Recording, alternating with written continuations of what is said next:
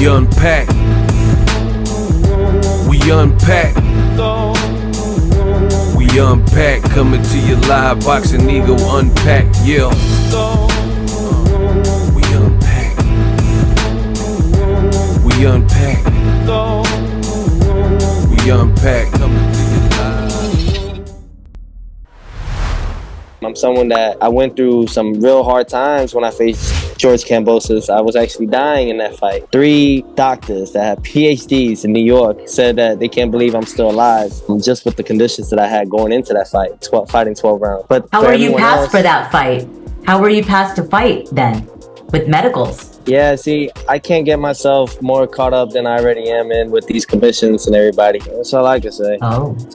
It's all I can say, and it's a freedom of speech. So for everybody, George Washington said it himself, freedom of speech. If the freedom of speech is taken away, then sheep are we led, like, is what he says, it's like sheep being led to a slaughter. So that's why the dollar is still around. Until they let go of my freedom of speech, then there goes our dollar.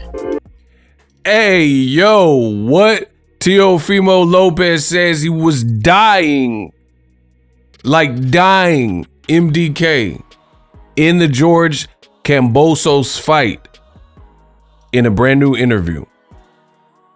He says this was, I guess, examined his case.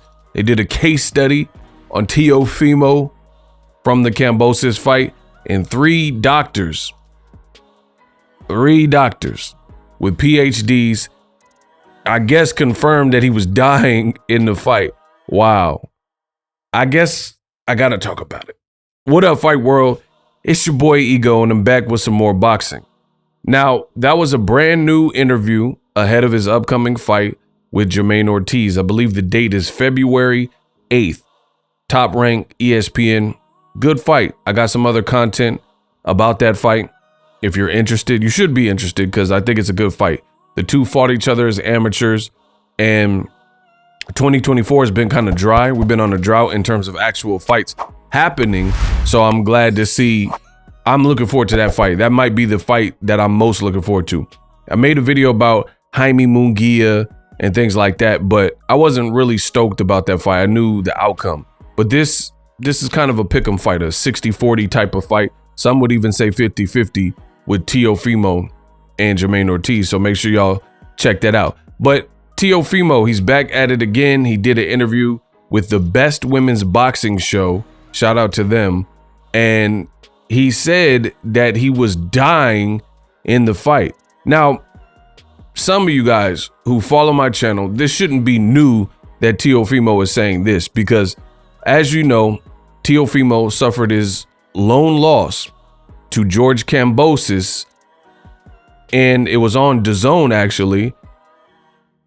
There was, I mean, it's hard to even go into, because it's, if you don't, this is why subscribing to the channel does you a favor.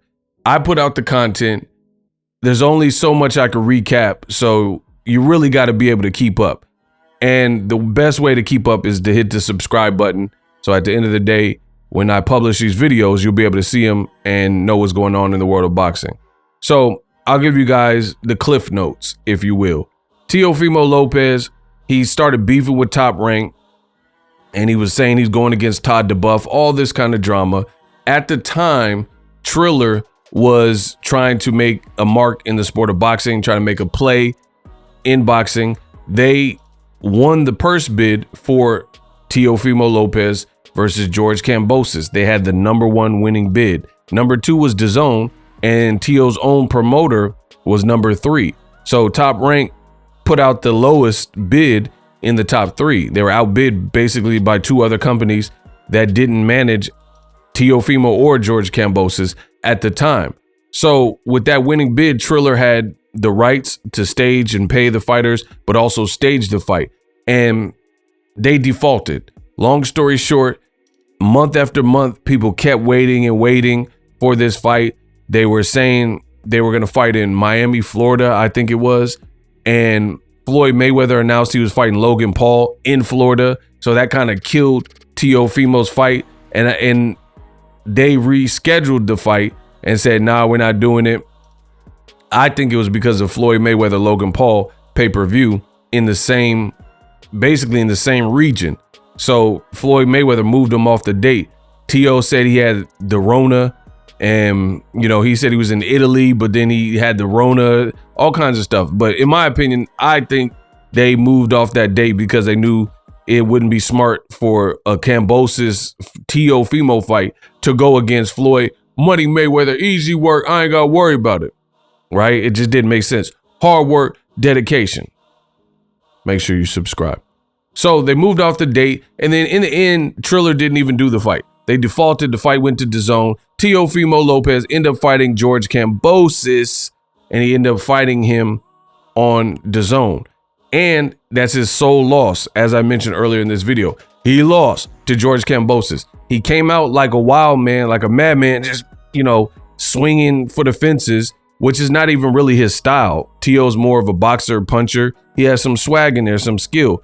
But maybe the delay, the whole trash talk at the press conference with Kambosos, he was saying a lot of stuff at the time, saying he's going to be a $20 million fighter in no time. So I don't know. I don't know what it was, but there was a lot of pressure on Teofimo at that given time.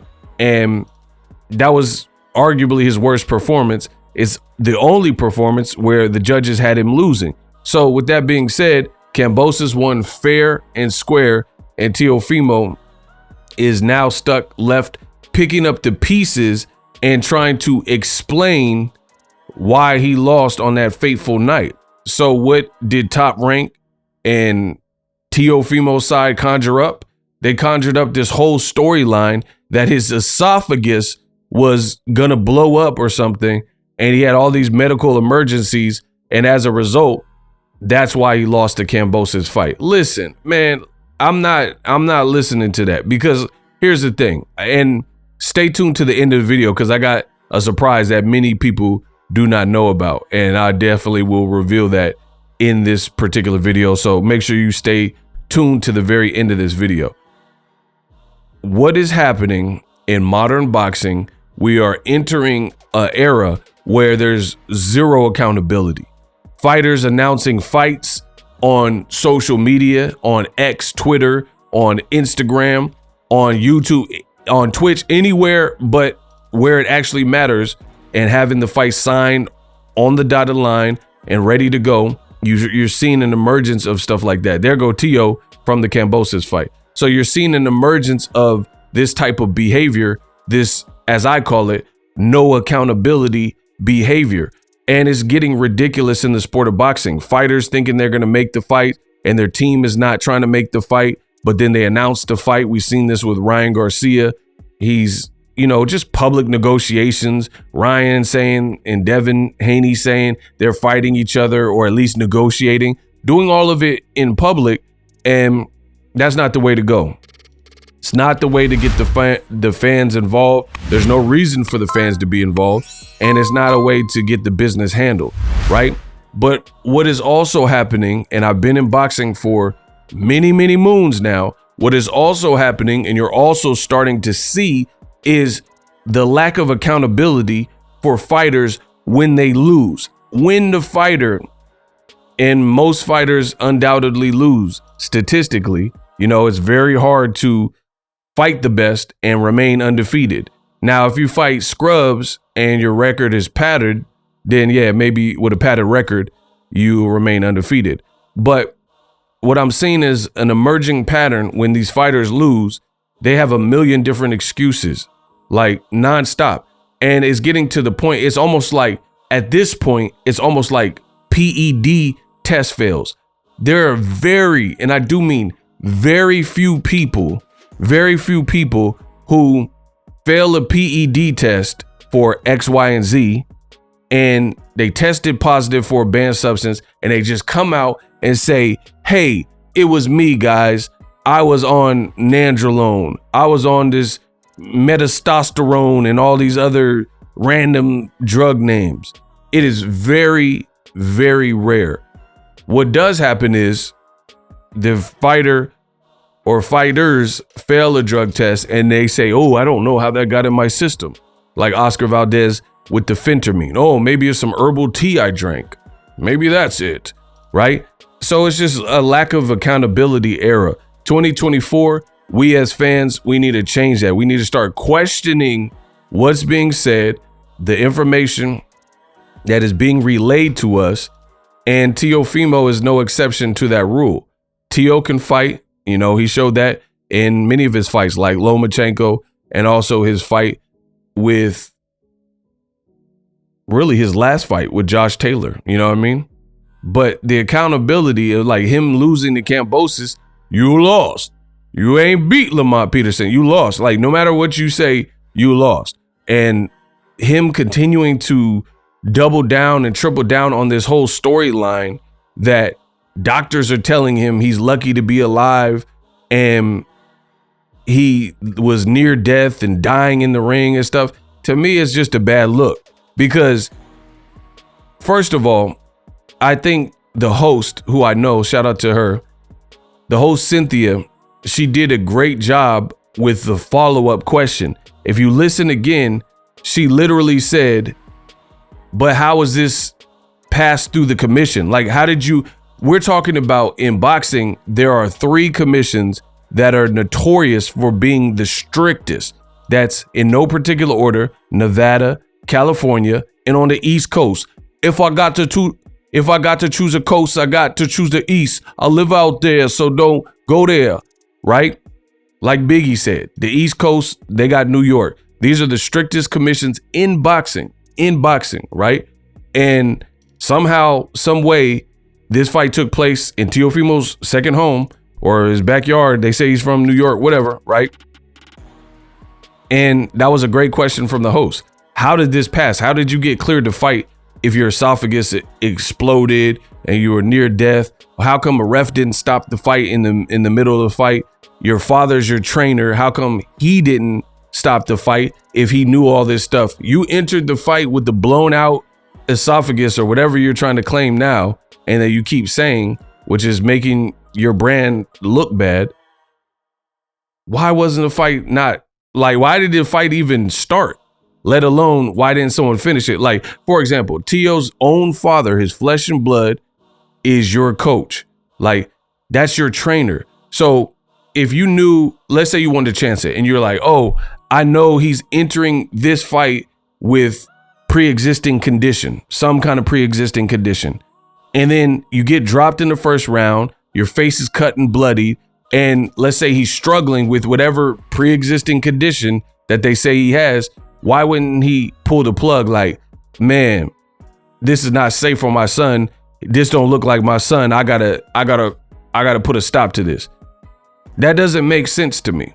Now, I told you guys to stay tuned to the end of this video, and that time is here. If you made it this far, shout out to you. If you're new, hit the subscribe button, hit the like button.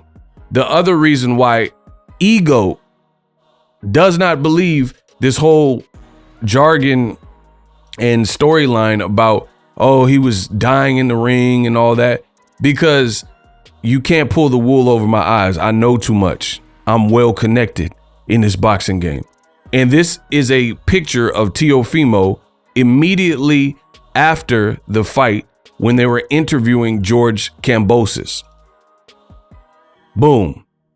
What? This is, look, you see it. This is in New York. You see the same trunks, and that's Teofimo Lopez. So the DAZN cameras are rolling, and you see he strapped up George Kambosos because he had just won the belt from Teofimo. What is Teofimo Lopez doing? Oh, yeah. He's doing a backflip. Do you understand what I'm saying? The man is doing a backflip.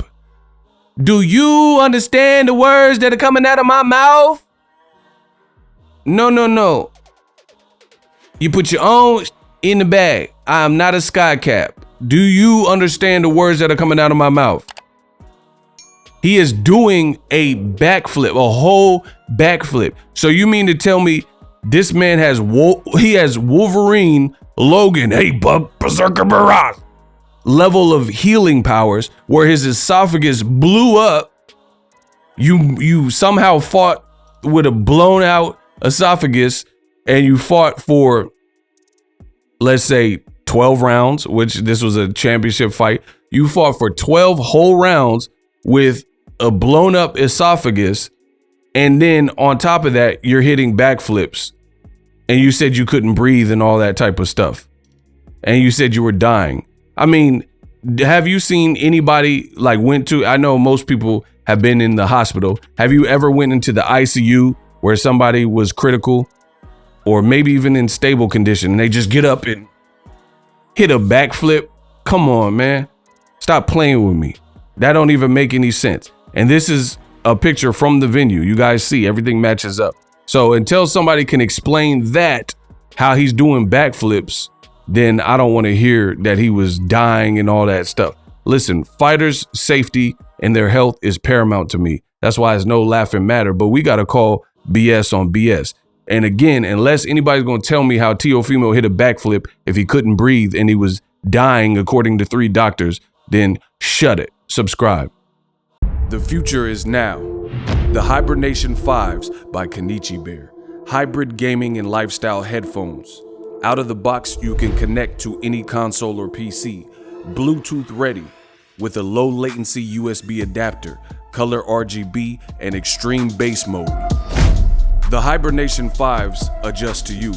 Whether you need a gaming, travel, gym, or lifestyle headphones, the Hibernations got you covered. The new Hibernation 5s, link in the description. Customize the way you hear the world. Welcome to the nation.